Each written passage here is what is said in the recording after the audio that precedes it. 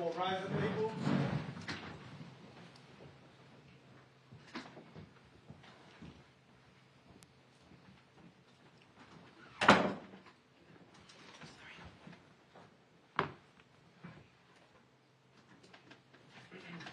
This is a judgment in the matter of the Duke of Sussex and the Secretary of State for the Home Department.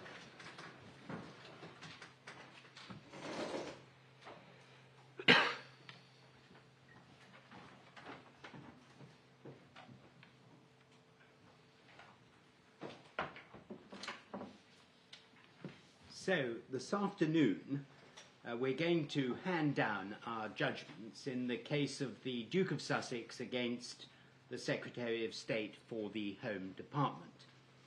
I'm going to read out a summary of my judgment, which has been prepared so as to assist the public and the press to understand what exactly the court has decided. It should, however, be understood by all that the full judgments themselves are the only authoritative version of what has been decided. We will have some hard copies of both the press summary and the full judgments here to let you have after the hearing. But the judgment will be uploaded as usual this afternoon to the case law section of the National Archives website, so it will be accessible to everyone. Introduction. In this case, Prince Harry, the Duke of Sussex, seeks a declaration that the protective security arrangements provided for him on his visits to the United Kingdom are inadequate and unlawful.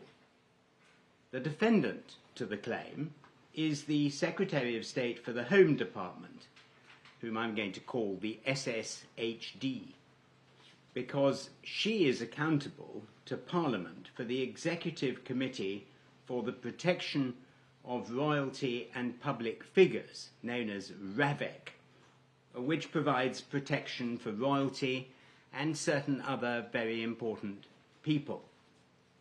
On the 28th of February 2020, Sir Richard Mottram, who was then the chair of RAVEC, wrote a decision letter explaining that protection would be withdrawn from the Duke and Duchess of Sussex from the 31st of March 2020.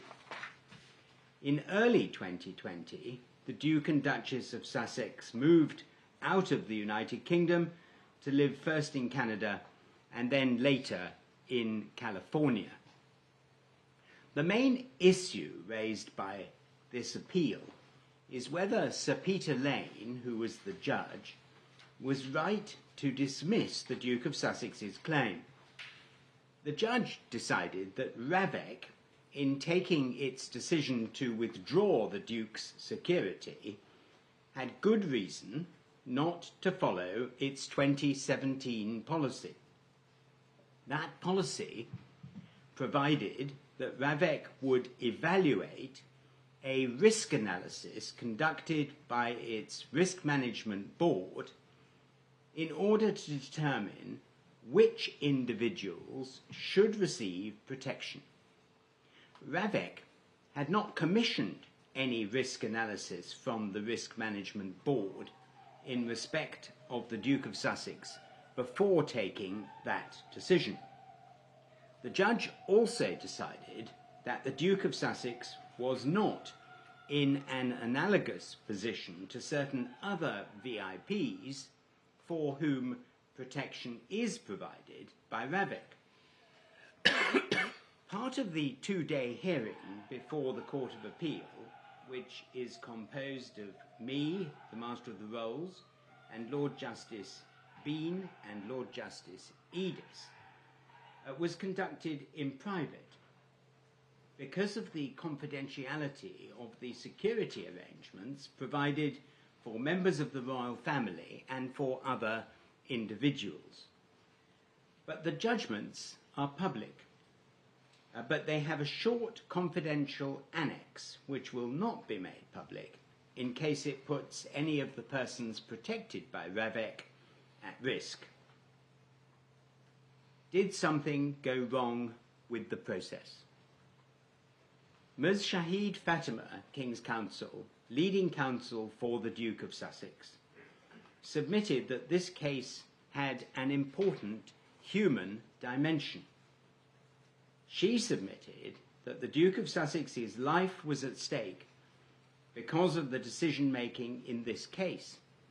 She said that the bespoke process adopted by Ravek had singled the Duke out for especially inferior treatment as compared to all others protected by Ravek.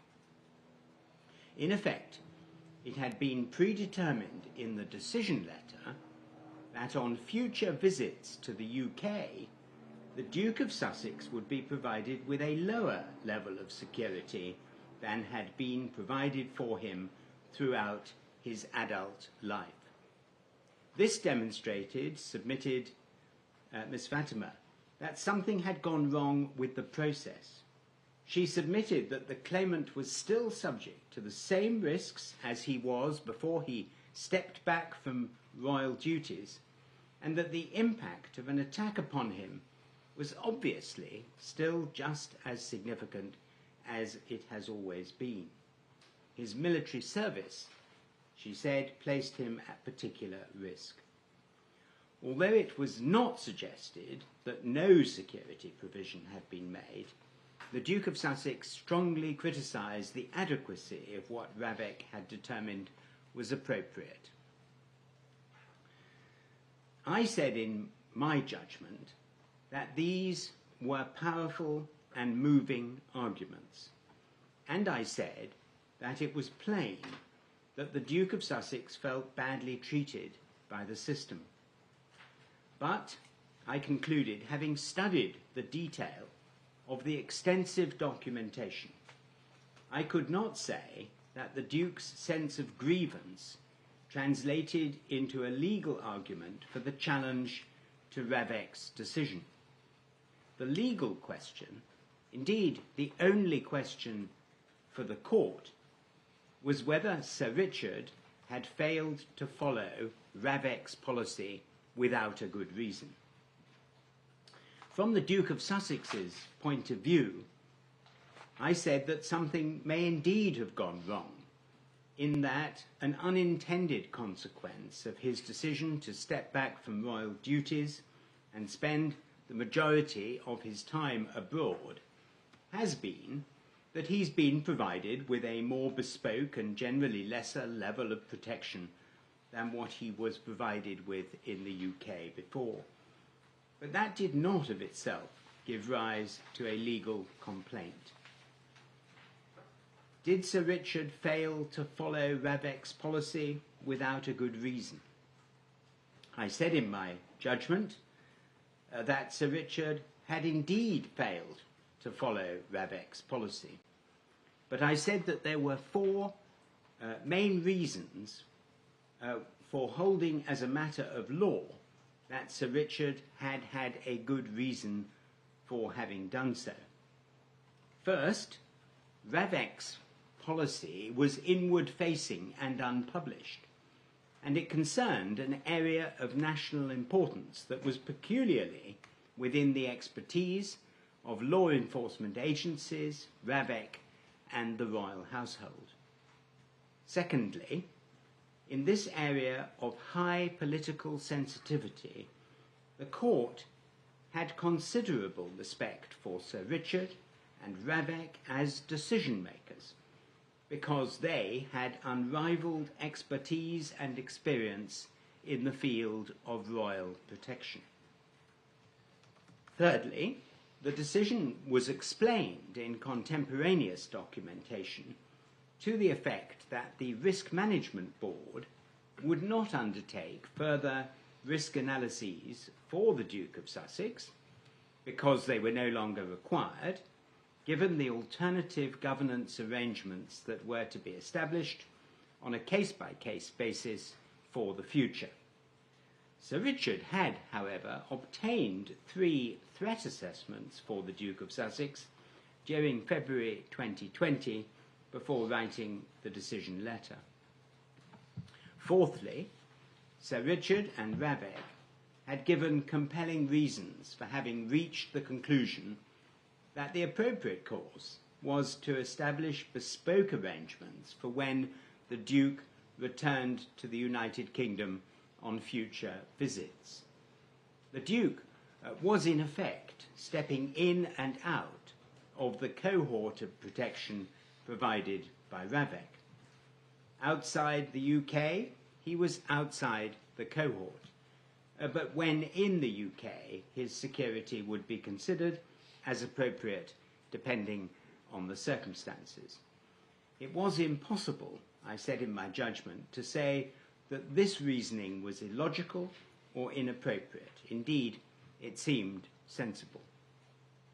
Finally, even if there had been a risk analysis from the Risk Management Board, it would, very likely, have only confirmed the threat, vulnerability and impact levels which the Duke had faced when earlier risk analyses were undertaken.